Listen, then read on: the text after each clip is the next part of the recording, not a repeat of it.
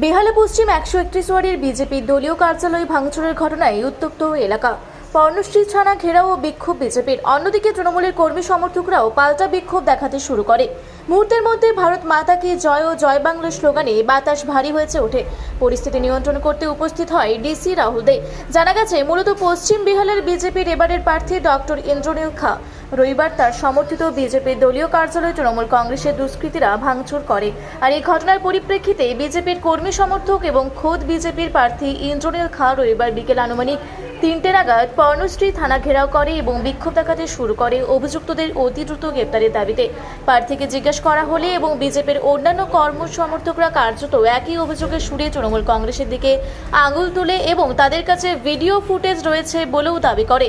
জানা গেছে, বেহালা পশ্চিমের এবারে তৃণমূল প্রার্থী তথা বিদায়ী বিধায়িকা রত্না চ্যাটার্জির অঙ্গুলি হেলনে এই ঘটনার সূত্রপাত হয়েছে বলে দাবি বিজেপি কর্মী সমর্থক খোদ বিজেপির প্রার্থী ইন্দ্রনীল খার। বিকেলে থেকে ছিপছিপে বৃষ্টির পর্ণশ্রী থানার সামনে বিজেপির কর্মী সমর্থক ও প্রার্থী শান্তিপূর্ণ বিক্ষোভ দেখাতে শুরু করে অভিযুক্তদের গ্রেপ্তারের দাবিতে।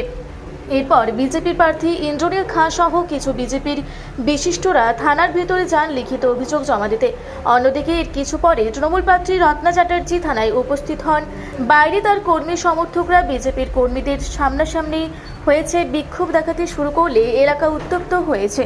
পরিস্থিতি নিয়ন্ত্রণ করতে ঘটনাস্থলে ডিসি রাহুল দে উপস্থিত হয়েছে, উভয় পক্ষকে সরিয়ে দেন। খবর লেখা পর্যন্ত বিজেপি প্রার্থী ইন্দ্রনীল খা থানার ভেতরে প্রতিবাদরত অবস্থায় আছেন। তার দাবি, যতক্ষণ না পর্যন্ত অভিযুক্তদের গ্রেপ্তার করা হবে ততক্ষণ পর্যন্ত তিনি থানার ভিতরে অবস্থান করবেন। আমি প্রচার ছাড়া অন্য কিছুই ভাবছি না।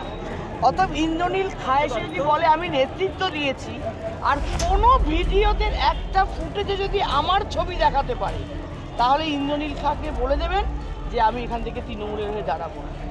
কারণ আমি ওরা প্রথম দুপুর থেকে শুরু করেছে আমাদের হোর্ডিং ভাঙা।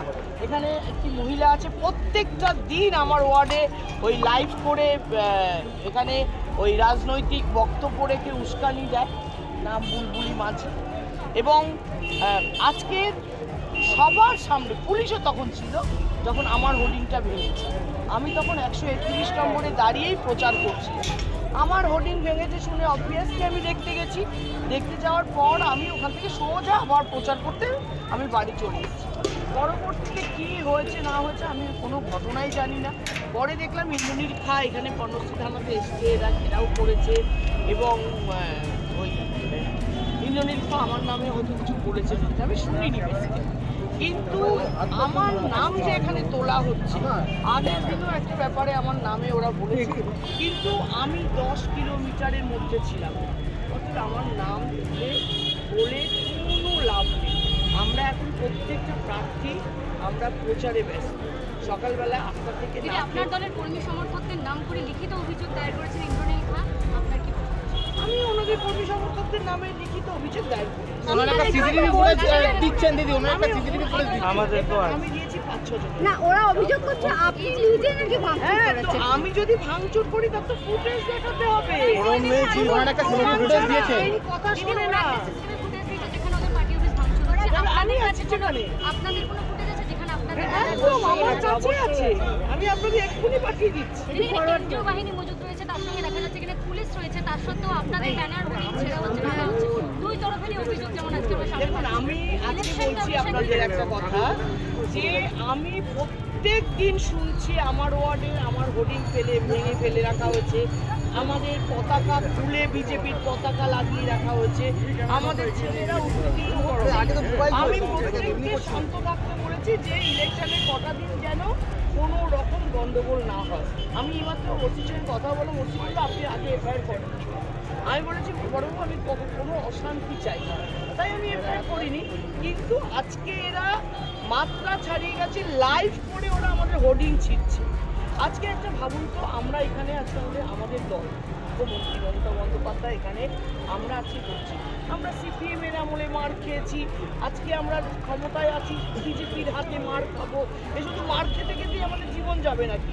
শুনুন একবার দিদি আপনার এবং আপনার বিরুদ্ধে দুজনেরই অভিযোগ পুলিশের উপস্থিতিতে এগুলো ঘটেছে।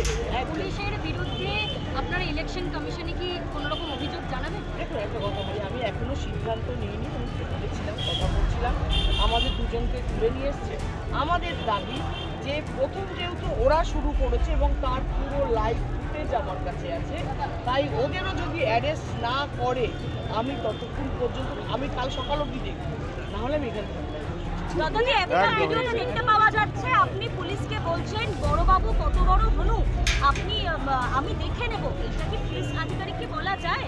সেই ভিডিওটা আমাদের একটা শেয়ার কথা হয়েছে। বলছি, আজকে আমাদের রোড শো আছে, আমাদের পদযাত্রা আছে, আমি বড়বাবুর সঙ্গেই কথা বলতে এসেছিলাম। আমাকে ওখানে বসিয়ে রাখা হয়েছে যে 25 মিনিট 30 মিনিট, তিনি আমার সঙ্গে দেখা করতেই আসছেন, অথচ আমার এখনো দেখুন আমার 6টা থেকে রোড শো, এখন 6টা 17 বাজে, আমি এখনো এলাকা ছেড়ে বেরোতে পারিনি। ওখানে আমার ছেলে মেয়েগুলো লাইন দিয়ে বরিশায় road show আছে। হ্যাঁ বরিশায় আমার প্রার্থীরা যাবে বলে, আমার প্রার্থী যাবে বলে ছেলেমেয়েরা ওখানে লাইন দিয়েছে। আমাদের কাছে মহামূল্য সময়, তো আমি একটা দিন একটা বেলা আমি নষ্ট করতে পারবো না, কারণ বেহালা পশ্চিমে 350টা বুথ, প্রায় 3.5 লক্ষ ভোটার, আমার তাদের কাছে পৌঁছতে হবে। 1 মাস সময় সেটা সম্ভব না, কালকে সকালে আমি নমিনেশন জমা করি, তো সেই ক্ষেত্রে আমার কাছে একটা মিনিট আমার কাছে মহামূল্যবান সময়। যারা পরীক্ষা দেয়, পরীক্ষার্থীদের জিজ্ঞাসা করবেন, তারা 1 মিনিট যেমন বই বুঝ থেকে বই তুলতে পারেন, আমাদের প্রার্থীদেরও তাই হয়েছে। তাই বড়বাবু আমাকে বহুক্ষণ বসিয়ে রেখেছে, তা আমি যখন দেখা করতে এসেছি উনি আমার কথাটা শুনে বসিয়ে দিতেই পারতেন। প্রচার করতেই অশান্তি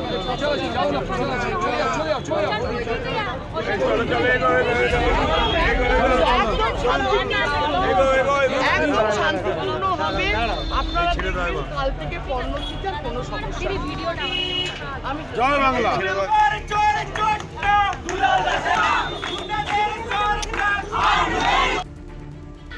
জয়দীপ মৈত্র রিপোর্ট, রূপসী বাংলা মিডিয়া। আপনারা দেখছেন রূপসী বাংলা মিডিয়া। এখন একটা ছোট্ট বিরতি, ফিরে আসছি বিরতির পর। পুরুলিয়ায় পাত্রপাত্রী যোগাযোগের একমাত্র বিশ্বস্ত প্রতিষ্ঠান বিবাহ পরিচয়।